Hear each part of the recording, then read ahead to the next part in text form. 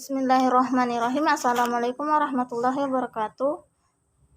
Alhamdulillah, puji syukur kita panjatkan kehadirat Allah Subhanahu wa taala atas limpahan rahmat dan kasih sayangnya kepada kita semua. Salawat serta salam kepada junjungan kita Nabi besar Muhammad sallallahu alaihi wasallam. Baik, langsung saja kami dari kelompok 9 yang akan memaparkan materi akhlak kepada Rasulullah sallallahu alaihi wasallam. Baik, langsung saja bagian A, akhlak kepada Rasulullah sallallahu alaihi wasallam.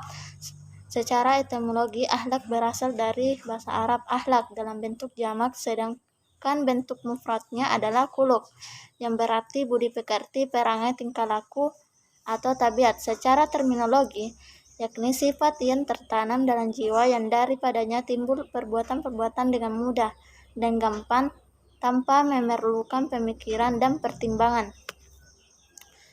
Jadi, pengertian akhlak seorang muslim terhadap Rasul adalah tingkah laku atau perbuatan yang dilakukan oleh seorang muslim untuk meneladani sifat-sifat Rasul dan mengamalkannya dalam kehidupan sehari-hari agar selalu mengamalkan akhlak terpuji dalam kehidupannya. Kita sebagai orang muslim diharuskan berakhlak kepada Rasulullah, sebab dari beliaulah kita dapat mendapatkan warisan, yaitu Al-Quran dan As-Sunnah. Selanjutnya bagian B, contoh akhlak kepada Rasulullah. Ada beberapa akhlak yang dapat diteladani dari Rasulullah SAW. Antara lain pertama memuliakan yang lebih tua serta menyayangi yang kecil. Kedua, bersikap amanah.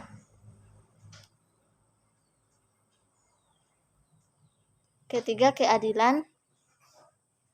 Rasulullah SAW adalah orang yang paling adil, paling mampu menahan diri, paling jujur perkataannya, dan paling besar amanatnya. Keempat, ketawaduan, bersikap rendah hati. Kesombongan adalah merupakan salah satu sifat yang dibenci oleh Islam. Sebaliknya, sikap rendah hati adalah salah satu yang paling disukai. Rasulullah adalah orang yang suka merendah diri, tidak gila hormat dan juga jabatan. Kelima, kasih sayang. Keenam, berakhlak baik atau terpuji. Sifat terpuji merupakan kepribadian seorang muslim. Rasulullah SAW menasihatkan kita untuk menghiasi diri dengan akhlak yang mulia dalam pergaulan dengan siapapun. 7, memelihara silaturahmi atau persaudaraan. Ke-8, menunjukkan wajah berseri-seri. Islam sangat menaruh perhatian terhadap masalah pergaulan antar manusia. Islam menginginkan antar hubungan di antara manusia berlangsung dengan baik dan penuh rasa kasih sayang. Ke-9, suka memaafkan. Ke-10, gemar berinfak. Derajat kedermawanan yang tertinggi adalah sikap ihsan, yaitu tidak segan-segan berinfak kepada orang lain meski dirinya sendiri sebetulnya membutuhkannya. Selanjutnya bagian C, cara berakhlak kepada Rasulullah SAW. Yang pertama, mengikuti dan mentaati Rasulullah SAW merupakan sesuatu yang bersifat mutlak bagi orang-orang yang beriman. Karena itu, hal ini menjadi salah satu bagian penting dari akhlak kepada Rasul.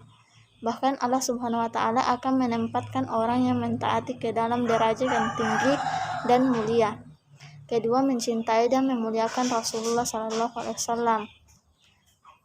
Keharusan ditunjukkan dalam akhlak yang baik kepada Rasul adalah mencintai beliau, ahlul baitnya setelah kecintaan kita kepada Allah Subhanahu wa taala. Ketiga, mengucapkan salawat dan salam kepada Rasulullah SAW sebagai tanda ucapan terima kasih dan sukses dalam perjuangannya. Secara harfiah, salawat berasal dari kata ashala yang berarti doa, istighfar, dan rahmah. Keempat, mencontoh akhlak Rasulullah SAW. Kelima, melanjutkan misi Rasulullah SAW. Misi Rasul adalah menyebarluaskan dan menegakkan nilai-nilai Islam. Meskipun demikian, menyampaikan nilai-nilai harus dengan kehati-hatian agar tidak menyampaikan sesuatu yang sebenarnya tidak ada dari Rasulullah SAW. Keharusan kita melanjutkan misi Rasul ini ditegaskan oleh Rasulullah SAW. Sampaikanlah diriku walau hanya satu ayat, dan berceritalah tentang Bani Israel. Tidak ada larangan, barang siapa berdusta atas namaku dengan sengaja, maka hendaklah ia mempersiapkan tempat duduknya di neraka. Hadis riwayat Ahmad, Bukhari, dan Tirmizi dari Ibnu Umar. Keenam, menghormati pewaris Rasul. Kedudukan ulama sebagai pewaris Nabi dinyatakan oleh Rasulullah SAW. Dan sesungguhnya ulama adalah pewaris Nabi. Sesungguhnya Nabi tidak mewariskan uang dinar atau dirham. Sesungguhnya Nabi hanya mewariskan ilmu kepada mereka. Maka barang siapa yang telah mendapatkannya berarti telah mengambil bagian yang besar. Hadis riwayat Abu Daud dan Tirmizi. Ketujuh, menghidupkan sunnah Rasul.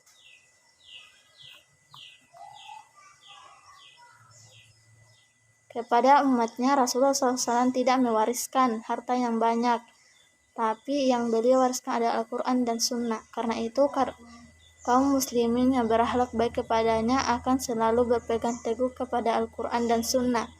Hadis agar tidak tersesat. Demikianlah pemaparan materi dari kelompok 9. Lebih dan kurangnya mohon dimaafkan. Wassalamualaikum warahmatullahi wabarakatuh.